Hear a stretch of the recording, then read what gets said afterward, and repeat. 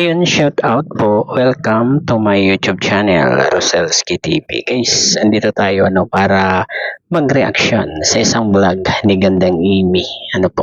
Ito po ay yung kinausap niya si Tatay Biran saka si Nanay Hansel. Kung ano yung kanilang nararamdaman sa pagbabago nitong number one basher ni Beyonce, itong si Lolo Federico.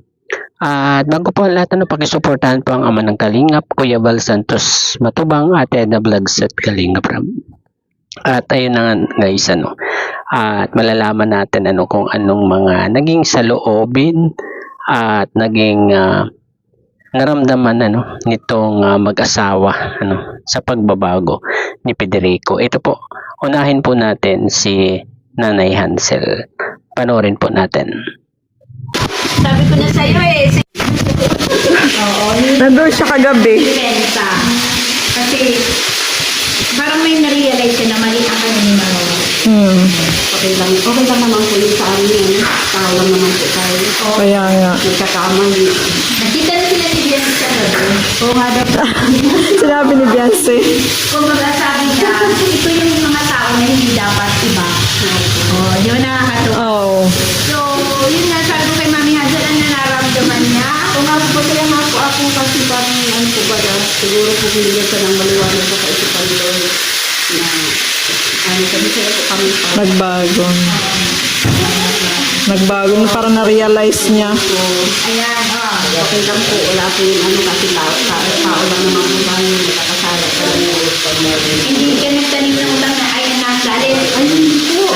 Pero kung nakaano tayo nakakabalit. Oo, sabi namin, nainis kami sa iyo. Yung bugso po ng galit ng tao, buka po naman kasi talagang ganun ng tao pag nagagalit sa yung bugso. Pero pag sabi ko na rin ko kasi tao lang naman na ay lang po yun sa akin. Okay, ayan. Diba na ganun kabait, diba? Kaya, hintayin mo na lang kung anong sasabihin niya. Sabi At saka masama po baga magtanim tayo ng sama ng loob sa tao. Ako mabigat po sa isip. Tama. Kasi yung pagpapala, Oo. diba? Pagpapala ng Panginoon, andyan naman pala. Sa kayo na. So, ayun, mensahe ni Mami Hansel kay Sir Federico, kay Kuya Federico. Hindi mo akalain Oo. na yung, pero alam mo, sa personal, ikaw ang makakapagsabi kung anong klase siya. Oo, pag nakita mo siya ng personal. Ito yung tao na, Ito ba yun? ito yung tao na Ito makapaniwala? hindi makakasabi ng masama sa kapwa. Kasi siguro po nakapagsalita lang po siya kasi hindi naman na kilala sa personal yung Ngayon na ang supporter na siya ng Kalingap at hindi na daw yung magbabago kahit sa po. At sila ay defender na siya ni Beyonce. Sa mga LC, support po natin. Huwag po na po tayo magalit kay Sir Federico. Support ka lang po. Bumaliktad siya Kumambyo. Kumambyo siya. Naging EDC lover. Oo. Sabi ko, ba't bigla ka kumambyo? Naging kumambyo? Marami po talaga yung yung mga tao. Minsan po kasi Nabubulagan. nung nag-donate po sa akin direkta, may message pa. Nung una galit. Galit sila. Okay. Ang sama ng mga salita sa amin. Yun po, nire-reply ko po sila na yun nga po rin. Sorry po kung ganun kami, kung ganun sa tingin mo, pasensya na po. Pero tapos bandamon po, yun nga, nagiging friend na. Naging kaibigan na. Mabait kayo. Oo, yung approach.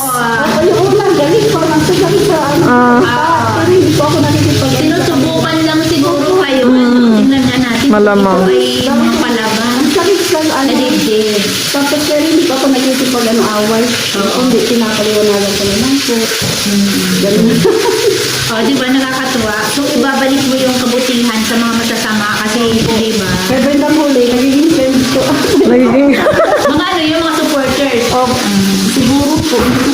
Nagme-message sila, nagagalit. So, may wala ka namang tinawag. Ba't yung nagagalit ka? Pero naging okay din kami. Bandang Napakababait nyo kaya. Kami nang nagsasabi, yung iba, at kami mga kalaban nyo. Di ba? Kami lang mga reaction. Kasama ba ni Kuya Val si Federico papunta dito? Yes, kasama. Ayan. Yun lang sadya. Yun lang sadya. Pag nakita niyo ng personal, parang hindi kayo maniwala. Federico ba to? Maraming salamat kay Kuya Federico. So, Okay lang po. So, sagot, maraming salamat. sabi niya, yung pinaglalaban daw niya, hindi, parang na-realize niya na yung ipinaglalaban niya, wala naman. Ano yung pinaglalaban niya? Wala. Para saan? Kaya, yun, Tumigil na siya. tumigil na siya sa pagbati ko sa Kalingap. Maganda nga pag nagkaroon siya ng Realization. hindi malinaw na pag-iisip. Siguro po, siguro po ang ano. Sa tingin ko nga din. Kaya nakakatuwa. Defender na siya ng Beyonce. Aba, ano nangyari? Kaya nga, bigla, Nalaban si Beyonce. Yung love Kaya nga. love na. Baliktad naman to. Kaya I-interview nga. kasi namin siya.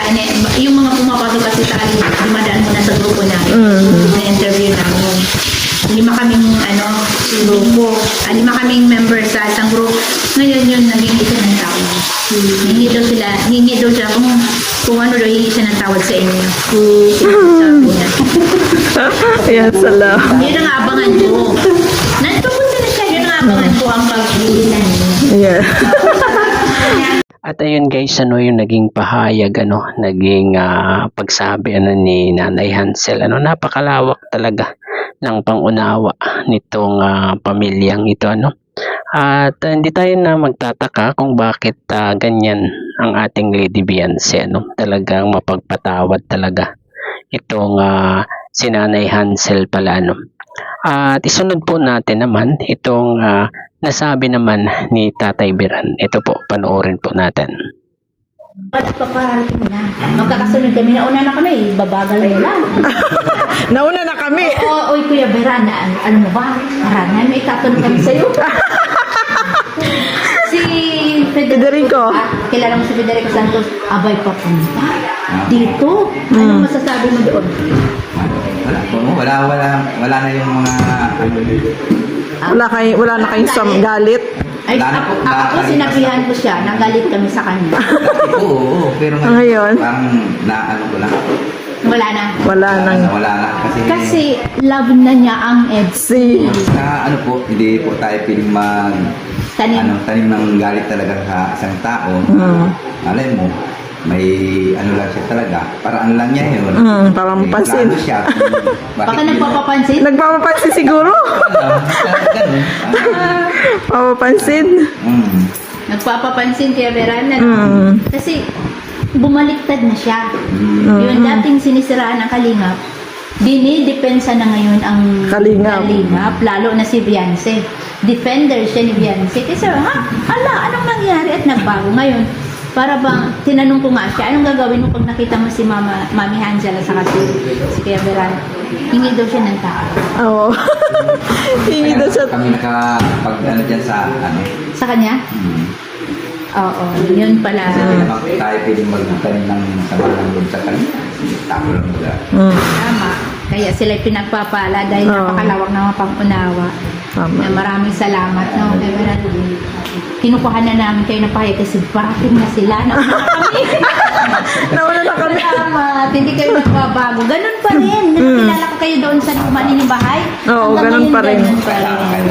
Kaya marami talaga nagmamahal sa At ayun guys, pareho lang sila guys, At hindi kailangang magtanim din ng sama ng loob o galit sa kapwa, At madali rin talaga nilang napatawad itong si Federico, Ang mahalaga dito ay talagang nagbago na itong si Federico at hindi nagdalawang isip na patawarin nitong Batalero family, 'di ba guys? Grabe.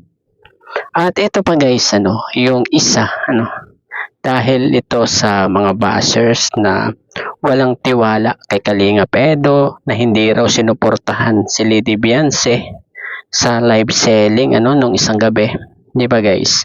Pero ito pala, may ganito palang nangyari dyan guys, Ito ay parang bulong na rin, 'di ba guys? Ito po, panoorin po natin. Ito ay nakuha natin sa vlog ni Ate Jimia or short video ni Ate Jimia. Ito po, panoorin po natin. Laga.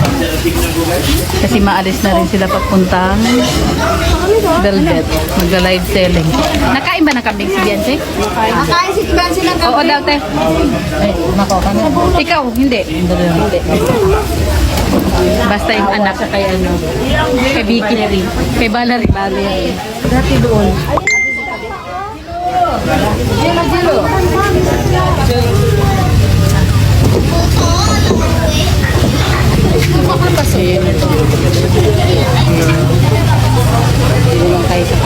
Diba? Pinagbuksan niya ang kanyang biyanan.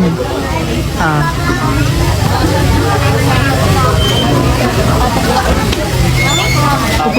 Kasama ka ba? Abay lang. Abay lang. Ay, maghahatid na siya, guys. Sana all. At ayan mga bashers, anong masasabi nyo? Diba? Ayan, talagang sinundo pala ni Kalingap Edo si Beyonce, At siya na yung naghatid papunta doon sa Velvet Box. Diba guys? Bago lang yan mga bashers. Ayan, ngayon yung sabihin na hindi sinuportahan ni Kalingap Edo itong si Lady Beyonce. Diba? Ayun, hanggang dito na lamang po ang ating konting pagre-reaction dito sa naging vlog ni Gandang Amy at short video ni Ate Jimea. Hanggang sa muli pong pagbablog. Bye-bye. God bless po sa lahat. Peace.